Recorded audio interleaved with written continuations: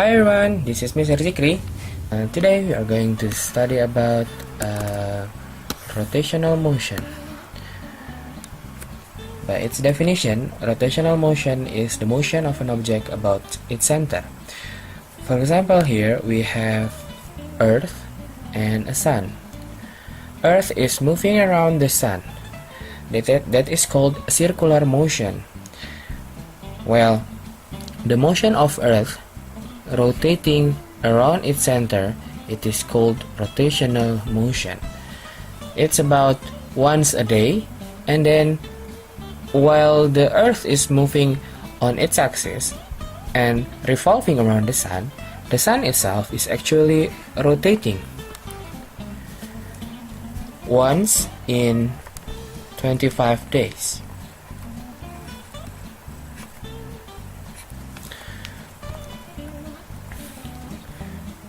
So this is an example of rotational motion.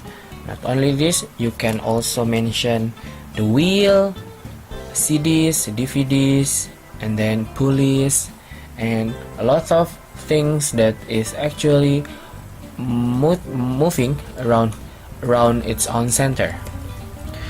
Some of the term that you have to understand that in rotational motion, you say that the object will sweep some angle. It is called angular displacement.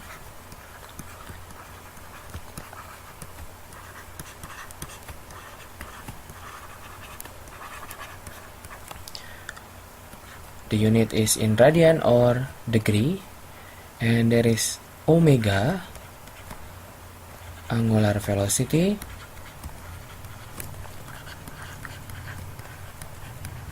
in radian per second, and there is alpha, angular acceleration,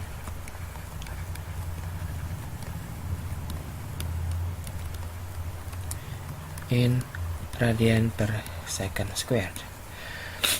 Now, how to find omega, angular velocity? It is analog with velocity in linear motion. In linear motion, you can find velocity by dividing the distance traveled by time. Right? In this case, to find omega, angular velocity of an object, you divide the angle traveled over time. This is the general term that you can use, but also you can have a special condition when, let's say, you have one revolution that we are going to explore. In one revolution, the object will travel 2 pi radians, because we know 1 pi is 180 and then 2 pi is 360 degree. So one revolution means 2 pi over the time needed to make one revolution is 1 period. So you can use this, or because you know that the frequency is actually 1 over period, you can write down also omega as 2 pi times frequency. Here we have an object that is moving around a center. It swept an angle of theta. To find the theta swept by this object, it's similar with finding distance in linear motion. You multiply velocity times time. In angular motion, you have theta here. Theta equal to angular velocity omega times time. There is some notes that you have to memorize.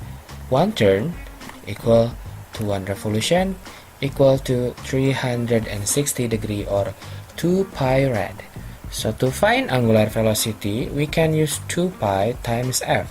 2 pi here is one revolution, and then the frequency is how many revolution per second. So it's basically how many turns in 1 second. It's angular velocity. Here I'm going to show you what is the relationship between linear velocity and angular velocity. For example, some of you maybe have already ride a carousel or merry-go-rounds, or in bahasa it's called komedi putar, right? So this komedi putar will have several horses that is put with different distance to the center. This is the center, and then I'm going to draw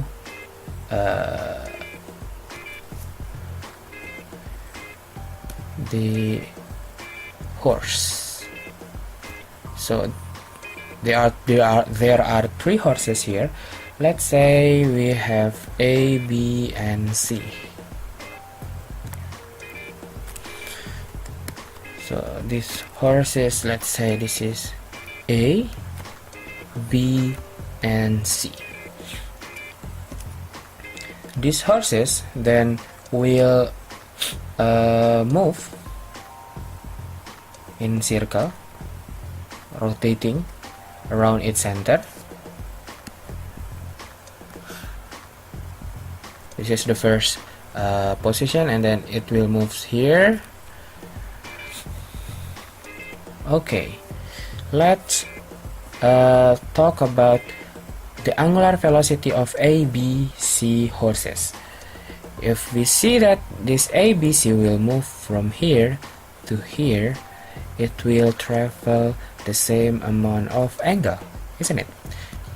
So if actually the angle swept by A, B, C are same, so that means the angular velocity of A, B, C also the same. Now let's compare the linear velocity. You know that from your experience you will feel that A is moving slower than C. If you ride C, you will feel that you are moving so fast. It's like, whoa, what you are experiencing is actually a linear velocity. That means you'll feel faster here, and then slower, and then this is here is slowest. So what makes ABC difference? What makes ABC difference is the distance between center and the horse or the point itself. So the farther away from the center, the bigger the linear velocity. Or we can write down that linear velocity is proportional with omega and the radius. Why is it called tangential? Because if you draw the velocity, you know that this velocity will be having 90-degree angle to the radius. So it's actually a tangential to the radius. So it is called tangential velocity. Now, how about linear acceleration? You know that to find linear velocity, we can multiply omega by r. So to find linear acceleration, you multiply angular acceleration with radius. A race car completes 120 turns in 1 hour. What is the angular velocity of the car? We can find the angular velocity of the car by using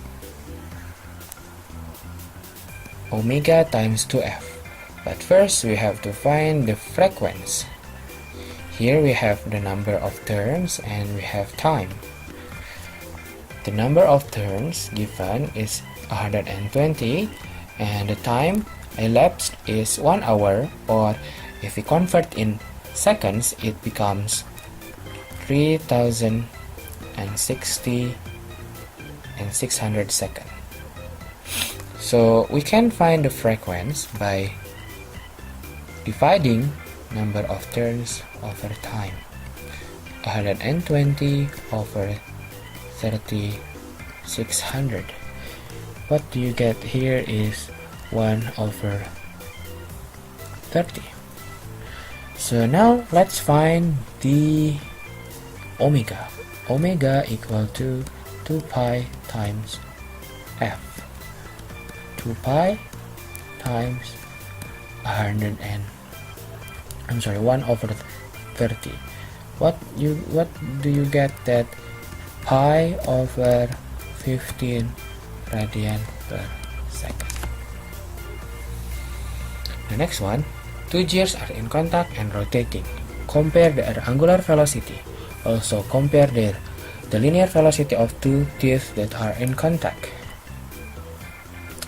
Here we have two gears. Let's say this little one is called gear A, and then this is the bigger one is gear B. Imagine that gear A is rotating one turn. So for gear B, it will having half turn. So let's find out the theta traveled by A, because we know it is full circle, it is 360 degree, while B is traveling half circle, so we know that the angle swept is 180. From that information, let's compare theta A with theta B, because we know theta A is bigger than theta B, and then it is twice as bigger as theta B. We can write it down here, and let's divide both sides with time. Then we get that omega A equal to 2 omega B, because we know that to find linear velocities is by dividing distance over time. We have to find the distance traveled by gear A, one turn with, that means one circumference of gear A, 2 pi r, and then for gear B, let's say it's traveling a half of circumference, half of 2p times the radius of B, 2r. So ASB is actually 2pr also.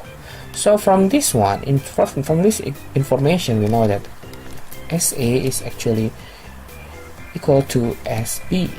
Let's divide both of the sides with time, so we know that linear velocity of A equal to linear velocity of B.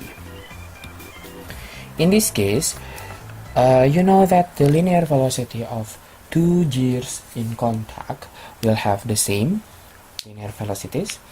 Not only this, if you have like two gears that is connected with rope, something like this, it is also will having the same linear velocity. We have two objects here that is put on a disc, and that disc is moving in rotational motion.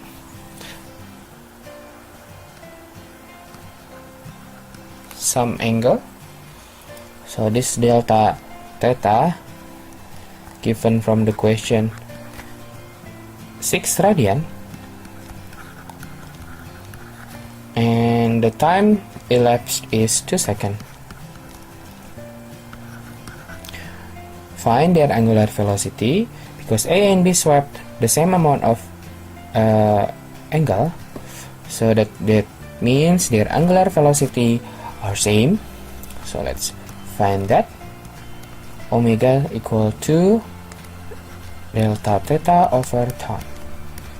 6 over 2 is 3 radian per second. Now let's solve the second question. How about their linear velocity? From the description before, we know that B will move faster than A in terms of linear velocity. Let's prove it.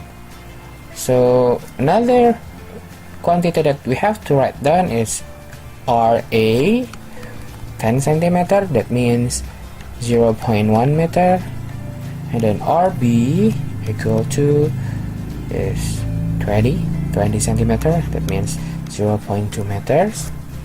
So well, let's say VA equal to omega times RA, 3 times 0.1, we got 0.3 meter per second, and then VB equal to omega times RB, that is 3 times 0.2, that is 0.6 meter per second.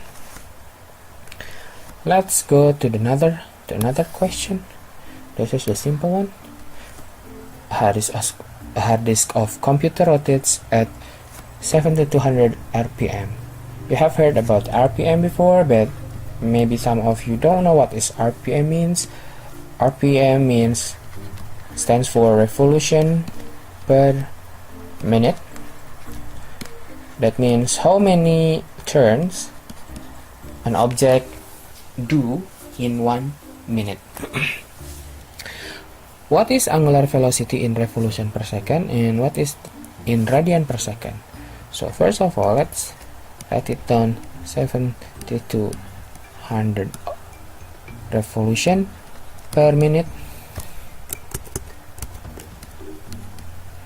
Let's convert it into seconds. So we just need to divide this with because we know 1 minute equal to 60 seconds, so we can cancel this. So we have, how much is that? 120 revolution per second.